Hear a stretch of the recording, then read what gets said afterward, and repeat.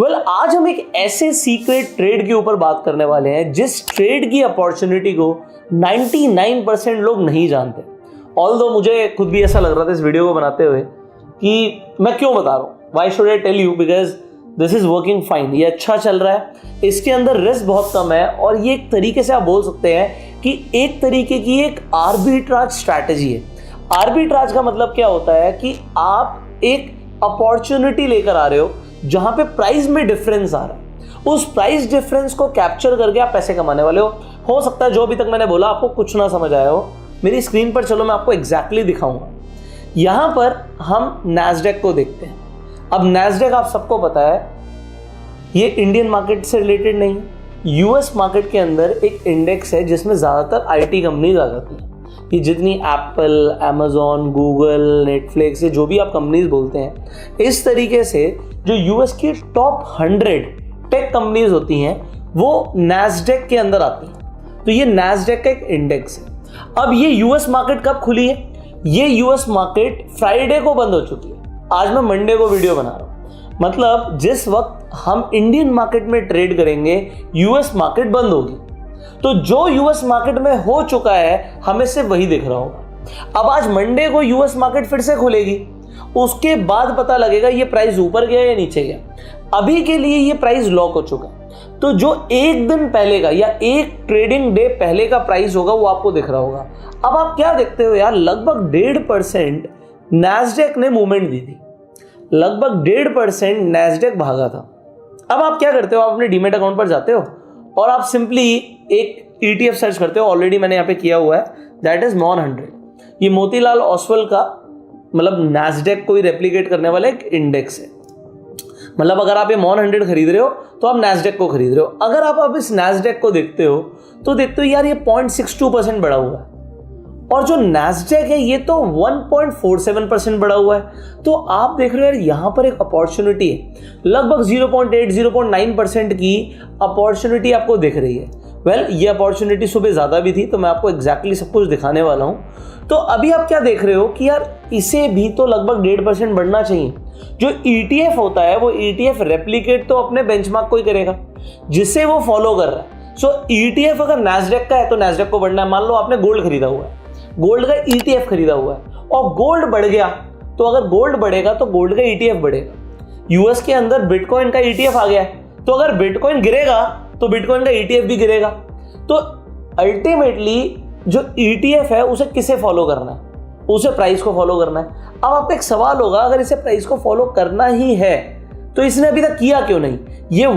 अगर इसे 1.47% बढ़ना था तो ये अभी तक बढ़ा क्यों नहीं है? क्योंकि ETF के अंदर एक कहानी और होती है। वो कहानी ये होती है कि इसके अंदर डिमांड और सप्लाई का गेम बहुत होता है। इस वक्त अगर हम यहाँ पर देखें, ये क्वांटिटी है जो लोग खरीदना चाहते हैं इस ETF को, और यहाँ पर क्वांटिटी है जो लोग इस ETF को बेचना चाहते हैं। अगर हम यहाँ पर देखें सो जो क्वांटिटी सेलिंग के लिए लगी हुई है वो 3.5 लाख क्वांटिटी है, और यहाँ पर लोग डिस्क्लोज भी पूरी क्वांटिटी नहीं करते हैं, ये आपको पता होगा। और यहाँ पर बाइंग की 2.5 लाख के आसपास क्वांटिटी है। तो सेलिंग प्रेशर इस ETF में ज़्यादा है, हो सकता है लोग प्रॉफिट बुक करना चाहते हैं। तो क्योंकि यहाँ पर डिमांड और सप्लाई चलता है तो इसलिए प्राइस अभी अपनी इंट्रिंसिक वैल्यू पर नहीं आया है। इसे पहुँचना वही है, इसे अल्टीमेटली बढ़ना वो 1.5% ही है, बट अभी नहीं बढ़ पा रहा। क्यों? क्योंकि यहां पर अगर मान लो कोई आदमी आ गया, देखो इसने 1700 क्वांटिटी लगा दी सेलिंग के लिए, जब तक इसकी 1700 क्वांटिटी बिकेगी नहीं तब तक प्राइस ऊपर नहीं जाएगा। इसने जिस क्वांटिटी पे लगाया, अगर इसने 8.1 का प्राइस लगाया है, इस 8.1 पर इसकी क्वांटिटी सेल होगी। अब मान लेते हैं किसी ने 1 लाख क्वांटिटी सेलिंग के लिए लगा दी, तो जब तक उसकी क्वांटिटी सेल नहीं होगी प्राइस ऊपर नहीं जा पाएगा। तो सेलर्स प्राइस को रोक कर रखते हैं, बट अल्टीमेटली प्राइस को कहाँ जाना है? प्राइस को अपनी इंट्रिंसिक वैल्यू पर जाना है। अब ये थोड़ा बहुत फ्लक्चुएशन चलता रहेगा। सुबह सुबह अगर आप देखो तो ये ETF यहां से ओपन हुआ 9.15 पे और 9.15 से भागता चला गया। अब आप लोग इसे 9.15 पे ही नहीं पकड़ पाते। अगर आप कहोगे तो यार 1% तो हमें सुबह सुबह 1 मिनट में ही मिल गया, मैं 5 मिनट भी नहीं बोलूंगा, अगर 1 मिनट की कैंडल भी देखूंगा तो भी ये सीधी इसी तरीके से गई थी ऊपर। मैं आपको दिखा देता हूँ। सो अगर ये 1 मिनट की भी मैं कैंडल बोलूंगा, सो 9.15 पे प्राइस ओपन हुआ और उसके बाद प्राइस भागता चला गया। तो ये 1% तो सुबह 9.15 से 9.16 पे ही हो गया, क्योंकि ETF जैसे ही खुला उसने भागना शुरू कर दिया। अगर आप पकड़ने जाते तो आपको बीच में कहीं का प्राइस मिलता, आपको बिल्कुल नीचे का प्राइस नहीं मिलेगा। बट फिर भी अपॉर्चुनिटी क्या है, ये तो आज की बात है कि प्राइस एकदम से भागता चला गया। जनरली क्या होता है, लोग जैसे ही देखते हैं कि प्राइस ऊपर जा रहा है, कई बार प्रॉफिट बुकिंग आती है। तो आपको ये अपॉर्चुनिटी ढूंढनी पड़ेगी कि यार आज मान लो ये ETF गिर गया, ETF गिर गया, मतलब आप बोलते हो कि यार नैस्डैक 3% गिर गया, तो नैस्डैक में यार 1.5-2% की जो फ्लक्चुएशन है, कॉमन फ्लक्चुएशन है, ये 1.5-2% हर दूसरे तीसरे दिन नैस्डैक में मूवमेंट्स आते हैं। तो अगर नैस्डैक मान लो 3% गिर गया, तो ETF को क्या होना है, ETF भी 3% गिरेगा। बट हो सकता है एकदम से ना गिरे। अगर एकदम से नहीं गिर रहा तो आपके पास एक अपॉर्चुनिटी बनेगी।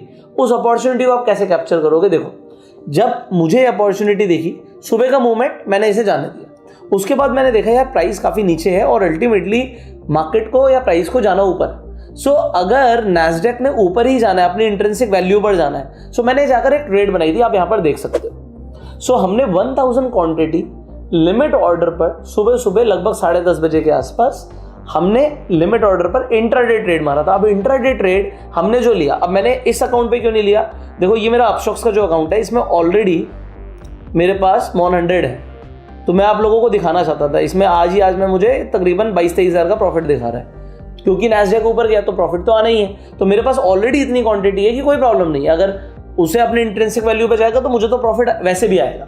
बट क्योंकि ट्रेड करना है तो मैंने आपके लिए एक ट्रेड किया अलग से, ये स्टॉक्स कार्ड पर आप देख सकते हैं। वो जो ट्रेड मारा था, उस ट्रेड ने अभी लगभग कितने पैसे लगे मेरे, 20,000 33,000 के आसपास पैसे लगे, और मुझे 5x का लेवरेज मिलता है इंट्राडे के अंदर, आपको पता है। अब इसके अंदर रिस्क क्या है, जब तक कोई बड़ी न्यूज नहीं आती ये ETF गिर नहीं सकता। ये जो आप ETF देख रहे हो, ये ETF तब तक नहीं गिर सकता जब तक कोई बड़ी न्यूज नहीं आती। कोई कहीं पे कोई अटैक हो गया, कोई टेररिस्ट अटैक हो गया, कोई बहुत बड़ी वॉर लाइक सिचुएशन बन गई, सिर्फ तभी यहां पर आपको कोई बहुत बड़ा ड्रास्टिक प्राइस नीचे जाता हुआ देख सकता है। अदरवाइज सिर्फ डिमांड और सप्लाई होगी, और डिमांड और सप्लाई यहां पर ऐसा नहीं होगा कि 1% प्राइस को तोड़ दे, क्योंकि अल्टीमेटली इंट्रिंसिक वैल्यू पर पहुंचना है जो कि ऊपर है, तो प्राइस ने ऊपर ही जाना है। सो अगर आप इंट्राडे में भी ट्रेड करने वाले हैं, कोई बड़ा रिस्क नहीं है। अपॉर्चुनिटी क्या है उसे समझो। तो मेरे पैसे लगे कितने, लगभग वही 32-33 हज़ार रुपये, 32 हज़ार रुपये कुछ लगे। अब उस 32 हज़ार रुपये पे अभी अगर आप देख रहे हो, ये 200, 300, 400 रुपये का फ्लक्चुएशन, इनफैक्ट मैं यहाँ पे तकरीबन 450 रुपये तक देख चुका हूँ। अब अगर ये 290 रुपये भी आपको दिख रहा है, आप देखो 30,000 का 1% कितना होता है, 30,000 का 1% होता है 300 रुपये। यही ट्रेड आप चाहो तो, मतलब देखो आपका अपना बजट है, बट मैं आपको एग्जाम्पल दे रहा हूँ, परसेंटेज वाइज चलता है। 3 लाख रुपए पे 1% होता है 3,000 रुपये, ये लगभग 1% आ चुका है। 3 करोड़ पे 1% होता है 3 लाख रुपए। मैंने सिर्फ आपको दिखाना था, ऑलरेडी मेरे पास क्वांटिटी अलग अलग अकाउंट्स में बहुत सारी है। तो एक ये सैंपल ट्रेड इसलिए मारा क्योंकि ये जो कह सकते हो आप सीक्रेट ट्रेड काम करता है। अल्टीमेटली सिर्फ डिमांड और सप्लाई की वजह से प्राइस रुका हुआ है, इसे जाना ऊपर ही है। अब क्योंकि हमें, आपको समझ आ रहा होगा, हमें इंट्राडे में लगभग 4x की लेवरेज मिल जाती है। तो अगर मैं 1000 क्वांटिटी को खरीदने जाता है 160 रुपए के भाव पे, जो कि लगभग 160 रुपए का भाव है यहाँ पे, तो मेरे 1,60,000 लगते हैं डिलीवरी पर। बट इंट्राडे में ये पैसे कितने लगे, ये पैसे लगे मात्र 32,000 रुपये। तो 32,000 रुपये में काम हो गया, और 32,000 रुपये के हिसाब से अगर मुझे 320 रुपये दिखा देता तो 1% के आसपास मुझे आ गए। अब आपको ये देखना है कि अगर आपको 1% के आसपास पैसे आ रहे हैं, you can book your profit. आप प्रॉफिट बुक भी कर सकते हो, क्योंकि 1% एक दिन का बहुत अच्छा होता है। रिस्क क्या है, 1% तक का लॉस भी किसी दिन आ सकता है। बट अगर आप होल्ड करोगे तो जनरली उसे जाना अपनी इंट्रिंसिक वैल्यू पे, क्योंकि नैस्डैक मूव नहीं कर रहा है। ध्यान से समझो, यूएस की मार्केट बंद पड़ी है। जब तक मार्केट बंद है तो क्या रीजन है जिसकी वजह से प्राइस नीचे जाएगा? सिर्फ डिमांड सप्लाई। कोई बहुत बड़ा आदमी आके अपनी क्वांटिटी बेचेगा, सिर्फ तभी प्राइस नीचे जा सकता है, अदरवाइज प्राइस नीचे नहीं जा सकता, या फिर कोई बड़ी न्यूज आ जाए।